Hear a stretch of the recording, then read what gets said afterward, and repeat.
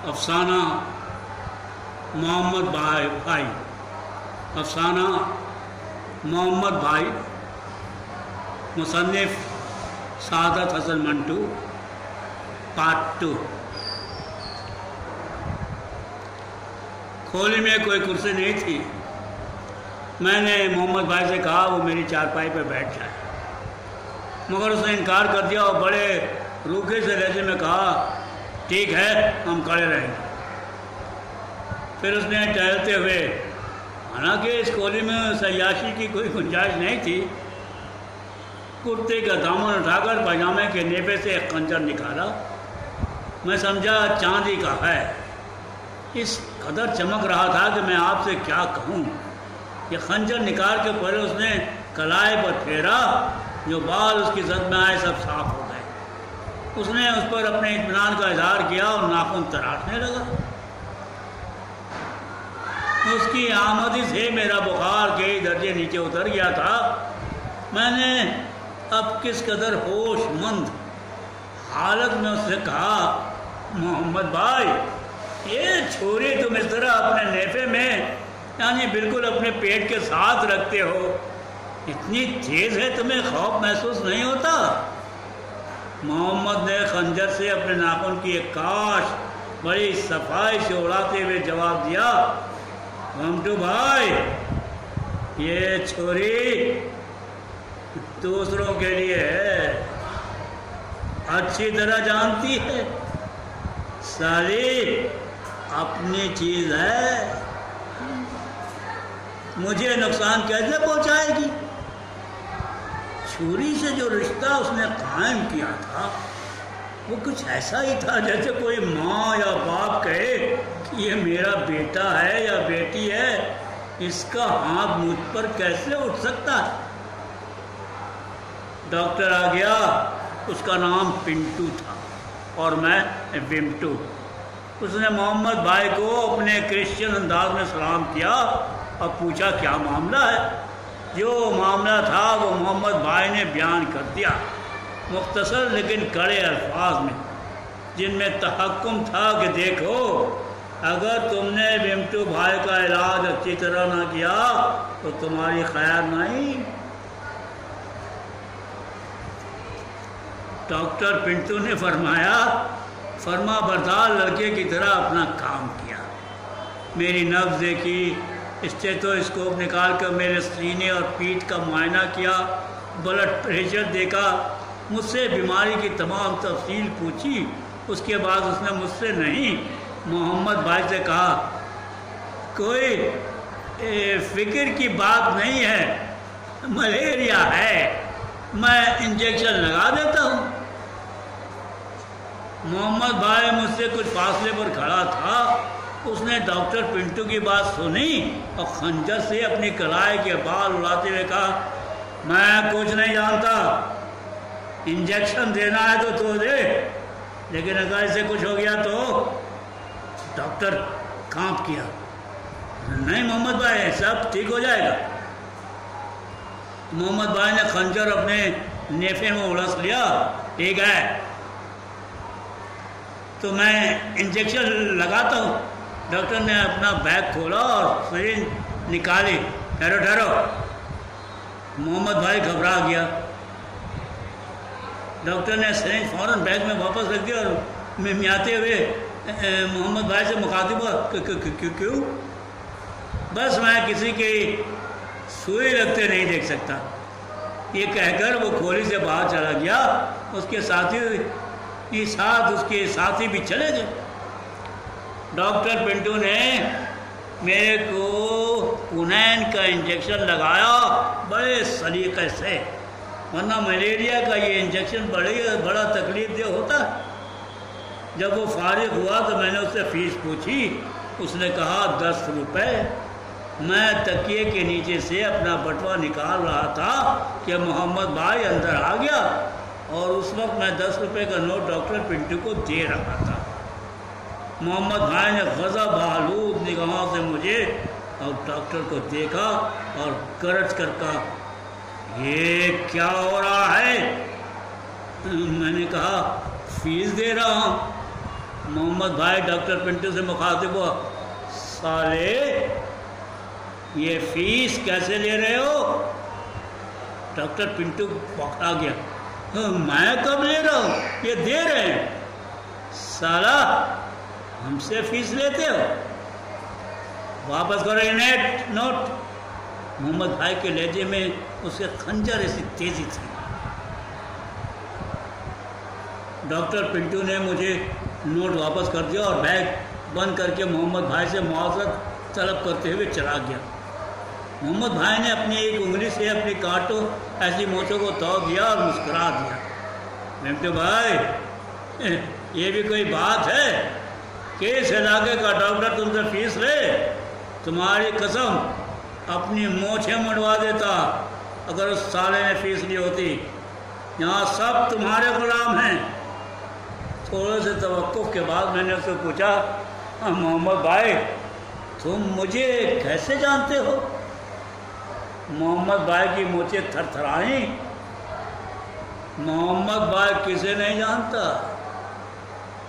ہم یہاں کے بادشاہ ہیں پیارے، اپنی رائے کا خیال رکھتے۔ ہماری سیائی ہے وہ ہمیں بتاتی رہتی ہے کون آیا ہے، کون گیا ہے، کون اچھی حالت میں ہے، کون بری حالت میں۔ تمہارے متعلق ہم سب کچھ جانتے ہیں۔ میں نے عذرائے تفنن پوچھا، کیا جانتے ہیں آپ؟ سالا ہم کیا نہیں جانتے، تم امرتسر کا رہنے والا ہے، کشمیری ہے، یہاں اخباروں میں کام کرتا ہے۔ تم نے بسم اللہ ہوٹل کے 10 روپے دینے ہیں، اس لیے تم ادھر سے نہیں گزرتے۔ بھنڈی بازار میں ایک پان والا تمہاری جان کو روتا ہے، اس سے تم 20 روپے 10 آنے کے سگریٹ لے کر پھونک چکے ہو۔ میں پانی پانی ہو گیا۔ محمد بھائی نے اپنی کرپت مونچھوں پر باریک انگلی پھیری اور مسکرا کر کہا، پنٹو بھائی کوئی فکر نہیں کرنے کا، تمہارا سب کر چکا دیے گئے، اب تم نئے سرے سے معاملہ شروع کر سکتے ہو۔ میں نے ان سالوں سے کہہ دیا کہ خبردار اگر پنٹو بھائی کو تم نے تنگ کیا، اور محمد بھائی تم سے کہتا ہے کہ انشاءاللہ کوئی تمہیں تنگ نہیں کرے گا۔ میری سمجھ میں نہیں آتا کہ اس سے کیا کہوں۔ بیمار تھا، کونین کا ٹیکہ لگ چکا تھا جس کے باعث کانوں میں شائیں شائیں ہو رہی تھی۔ اس کے علاوہ میں اس خلوص کے نیچے اتنا دب چکا تھا کہ اگر کوئی مجھے نکالنے کی کوشش کرتا تو اسے بہت محنت کرنی پڑتی۔ میں صرف اتنا کہہ سکا، محمد بھائی خدا تمہیں زندہ رکھے، تم خوش رہو۔ محمد بھائی نے اپنے مونچھوں کے بال ذرا اوپر کیے اور کچھ کہے بغیر چلا گیا۔ ڈاکٹر پنٹو ہر روز صبح شام آتا رہا۔ میں نے کئی مرتبہ فیس کا ذکر کیا مگر اس نے کانوں کو ہاتھ لگا کر کہا، نہیں پنٹو، محمد بھائی کا معاملہ ہے، میں ایک ڈیڑیا بھی نہیں لے سکتا۔ میں نے سوچا یہ محمد بھائی کوئی بہت بڑا آدمی ہے، یعنی خوفناک قسم کا، جس سے ڈاکٹر پنٹو جو بڑا خسیس قسم کا آدمی ہے ڈرتا ہے اور مجھ سے فیس لینے کی ضرورت نہیں کرتا، حالانکہ وہ اپنی جیب سے انجیکشنوں پر خرچ کر رہا ہے۔ بیماری کے دوران میں محمد بھائی بلا ناغہ آتا رہا، کبھی صبح آتا تھا کبھی شام کو اپنے 6-7 شاگردوں کے ساتھ، اور مجھے ہر ممکن طریقے سے ڈھارس دیتا کہ معمولی ملیریا ہے، تم ڈاکٹر پنٹو کے علاج سے انشاءاللہ بہت جلد ٹھیک ٹھاک ہو جاؤ گے۔ 15 روز کے بعد میں ٹھیک ٹھاک ہو گیا۔ اس دوران میں محمد بھائی کے ہر خط و خال کو اچھی طرح دیکھ چکا تھا۔ جیسا کہ میں اسے بیچ کر کہہ چکا ہوں، وہ چھریرے بدن کا آدمی تھا، عمر بھی 25-30 کے درمیان ہوگی، پتلی پتلی باہیں، ٹانگیں بھی ایسی تھیں، ہاتھ بھلا کے پھرتیلے تھے۔ ان سے جب وہ چھوٹا سا تیز دھار چاقو کسی دشمن پر پھینکتا تھا تو وہ سیدھا اس کے دل میں کھپتا تھا۔ یہ مجھے عرب گلی کے لوگوں نے بتایا تھا۔ اس کے متعلق بے شمار باتیں مشہور تھیں۔ اس نے کسی کو قتل کیا تھا، میں اس کے متعلق وثوق سے کچھ نہیں کہہ سکتا۔ چھری مار وہ اول درجے کا تھا، ہونٹ بنوٹ اور گتکے کا ماہر۔ یوں سب کہتے تھے کہ وہ سینکڑوں قتل کر چکا ہے، مگر میں یہ اب بھی ماننے کو تیار نہیں۔ لیکن جب میں اس کے خنجر کے متعلق سوچتا ہوں تو میرے تن بدن میں جھرجھری سی طاری ہو جاتی۔ یہ خوفناک ہتھیار تو کیوں ہر وقت اپنی شلوار کے نیفے میں اڑتے رہتا ہے؟ میں جب اچھا ہو گیا تو ایک دن عرب گلی کے ایک 3rd کلاس چینی ریسٹورانٹ میں اس سے میری ملاقات ہوئی۔ وہ اپنا وہی خوفناک خنجر نکال کر اپنے ناخن کاٹ رہا تھا۔ میں نے اس سے پوچھا، محمد بھائی،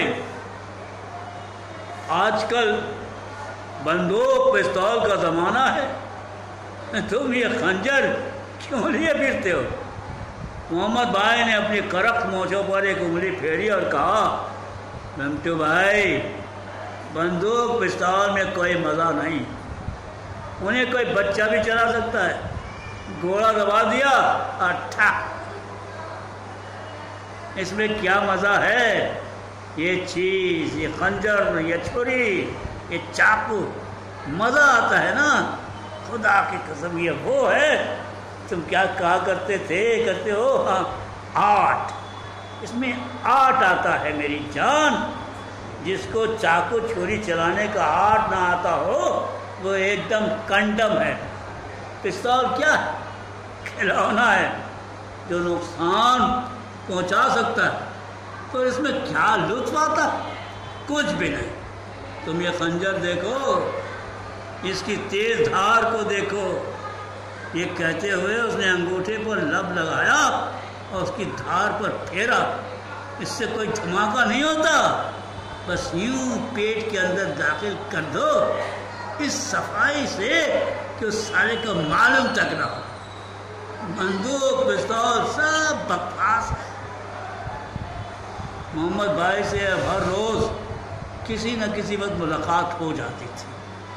میں اس کا ممنون احسان تھا، لیکن جب میں اس کا ذکر کرتا تو وہ ناراض ہو جاتا، کہتا تھا کہ میں نے تم پر کوئی احسان نہیں کیا، یہ تو میرا فرض تھا۔ جب میں نے کچھ تفتیش کی تو مجھے معلوم ہوا کہ فارس روڈ کے علاقے کا وہ ایک قسم کا حاکم تھا، ایک حاکم جو ہر شخص کی خبرگیری کرتا تھا۔ کوئی بیمار ہو، کسی کو کوئی تکلیف ہو، محمد بھائی اس کے پاس پہنچ جاتا، اور یہ اس کی CID کا کام تھا جو اس کو ہر چیز سے باخبر رکھتی تھی۔ وہ دادا تھا، یعنی ایک خطرناک غنڈہ، لیکن میری سمجھ میں اب بھی نہیں آتا کہ وہ کس لحاظ سے غنڈہ تھا۔ خدا واحد شاہد ہے کہ میں نے اس میں کوئی غنڈہ پن نہیں دیکھا۔ ایک صرف اس کی مونچھیں تھیں جو اس کو ہیبت ناک بنائے رکھتی تھی، لیکن اس کو ان سے پیار تھا۔ وہ ان کو اس طرح پرورش کرتا تھا جس طرح کوئی اپنے بچے کی کرے۔ اس کی مونچھوں کا ایک ایک بال کھڑا تھا جیسے خار پشت کا۔ مجھے کسی نے بتایا تھا کہ محمد بھائی ہر روز اپنی مونچھوں کو بلائی کہلاتا ہے۔ جب کھانا کھاتا ہے تو سالن بھری انگلیوں سے اپنی مونچھیں ضرور مروڑتا ہے کہ بزرگوں کے کہنے کے مطابق یوں بالوں میں طاقت آتی۔ میں اس سے بیشتر غالباً کئی مرتبہ کہہ چکا ہوں کہ اس کی مونچھیں بڑی خوفناک تھیں۔ دراصل مونچھوں کا نام ہی محمد بھائی تھا۔ کیا اس کا خنجر جو اس کی تنگ گھیرے کی شلوار کے نیفے میں ہر وقت موجود رہتا تھا؟ مجھے ان دونوں چیزوں سے ڈر لگتا تھا، نہ معلوم کیوں۔ محمد بھائی یوں تو اس علاقے کا بہت بڑا دادا تھا، لیکن وہ سب کا ہمدرد تھا۔ معلوم نہیں اس کی آمدنی کے کیا ذرائع تھے، پر وہ ہر حاجت مند کی ہر وقت مدد کرتا تھا۔ اس علاقے کی تمام رنڈیاں اس کو اپنا سپر مانتی تھی۔ چونکہ وہ ایک مانا ہوا گنڈا تھا، اس لیے لازم تھا کہ اس کا تعلق وہاں کی کسی طوائف سے ہوتا، مگر مجھے معلوم ہوا کہ اس قسم کے سلسلے میں اس کا دور کا بھی تعلق نہیں رہا۔ میری اس کی بڑی دوستی ہو گئی تھی، ان پڑھ تھا لیکن جانے کیوں وہ میری اتنی عزت کرتا تھا کہ عرب گلی کے تمام آدمی رش کھاتے تھے۔ ایک دن صبح سویرے دفتر جاتے وقت میں نے چینی کے ہوٹل میں کسی سے سنا کہ محمد بھائی گرفتار کر لیا گیا۔ مجھے بہت تعجب ہوا، اس لیے کہ تمام تھانے والے اس کے دوست تھے، کیا وجہ ہو سکتی تھی؟ میں نے اس آدمی سے پوچھا کہ کیا بات ہوئی کہ محمد بھائی کو گرفتار ہو گیا؟ اس نے مجھ سے کہا کہ اس عرب گلی میں ایک عورت رہتی ہے جس کا نام شیری بھائی ہے، اس کی ایک جوان لڑکی ہے، اس کو کل ایک آدمی نے خراب کر دیا، یعنی اس کی عصمت دری کر دی۔ شیری بھائی روتی ہوئی محمد بھائی کے پاس آئی اور اس نے کہا تم یہاں کے دادا ہو؟ میری بیٹی سے بڑا آدمی نے یہ برا کام کیا، لعنت ہے تم پر کہ تم گھر میں بیٹھے ہو۔ محمد بھائی نے ایک موٹی گالی اس بڑھیا کو دی اور کہا تم کیا چاہتی ہو؟ اس نے کہا میں یہ چاہتی ہوں کہ تم اس حرام زادے کا پیٹ چاک کر دو۔ محمد بھائی اس وقت ہوٹل میں سین پاؤں کے ساتھ قیمہ کھا رہا تھا۔ محمد بھائی اس وقت ہوٹل میں پاؤں کے ساتھ قیمہ کھا رہا تھا۔ یہ سن کر اس نے اپنے نیفے میں سے خنجر نکالا، اس پر انگوٹھا پھیر کر اس کی دھار دیکھی اور بڑھیا سے کہا جا تیرا کام ہو جائے گا۔ اور اس کا کام ہو گیا۔ دوسرے معنی میں جس آدمی نے اس بڑھیا کی لڑکی کی عصمت دری کی تھی، آدھے گھنٹے کے اندر اندر اس کا کام تمام ہو گیا۔ محمد بھائی گرفتار تو ہو گیا تھا، مگر اس نے کام اتنی ہوشیاری اور چابک دستی سے کیا تھا کہ اس کے خلاف کوئی شہادت نہیں تھی۔ اس کے علاوہ اگر کوئی عینی شاہد موجود بھی ہوتا تو وہ کبھی عدالت میں بیان نہ دیتا۔ نتیجہ یہ ہوا کہ اس کی ضمانت پر رہا کر دیا گیا۔ 2 دن حوالات میں رہا تھا، مگر اس کو وہاں کوئی تکلیف نہ تھی۔ پولیس کے سپاہی انسپیکٹر سب اس کو جانتے تھے، لیکن جب وہ ضمانت پر رہا ہو کر باہر آیا تو اس نے محسوس کیا کہ اسے اپنی زندگی کا سب سے بڑا دھچکا پہنچا ہے۔ اس کی مونچھیں جو خوفناک طور پر اٹھی ہوئی تھی اب کسی قدر جھکی ہوئی تھی۔